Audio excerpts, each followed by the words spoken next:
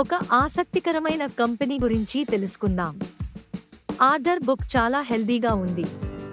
కానీ దీని వృద్ధి సత్తా నిజంగా ఉందా లేదా? ఇప్పుడు చూద్దాం. Afcons infrastructure LTD Reliance industries నుండి 175 కోట్ల రూపాయలు సివిల్ కాంట్రాక్ట్ గెలుచుకుంది జామ్నగర్ ప్రాజెక్ట్ కోసం. ఆర్డర్ బుక్ మొత్తం 36,869 కోట్ల రూపాయలు. ఇది గత సంవత్సరం కంటే 20% ఎక్కువ. సెక్టార్ వైజ్ ప్రాజెక్టులు: metros 33%, bridges 22%, hydro and under ground 24%, marine and industrial 21%. FY26 కోసం 20 నుండి 25% రెవెన్యూ గ్రోత్ టార్గెట్ ఉంది. అంతేకాకుండా ఇటీవలే 700 కోట్ల రూపాయలు దాహెజ్ ప్రాజెక్ట్ మరియు 463 కోట్ల రూపాయలు వాటర్ సప్లై ఆర్డర్స్ కూడా వచ్చాయి.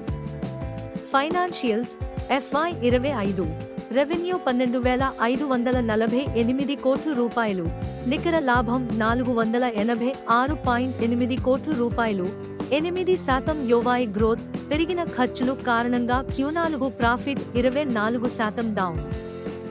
FY25 రెవెన్యూ FY24 కంటే కాస్త తక్కువ. నెట్ డెట్ తగ్గింది. Crisil rating stable long term and 1+ short term. Nuvama brokerage వ్యూహం ఆఫ్కాన్స్ ని బాయ్ అని రేట్ చేసి 535 రూపాయలు టార్గెట్ ఇచ్చింది. FY25-27 ఈ మధ్యలో ఎబిటా 17% కేగా, పాట్ 22% కేగా అని అంచనా. Risks: sector margin pressure, cyclical sector, execution delay మరియు కాస్ట్ ఓవర్రన్ అవకాశాలు. FY25 రెవెన్యూ కాస్త తగ్గింది.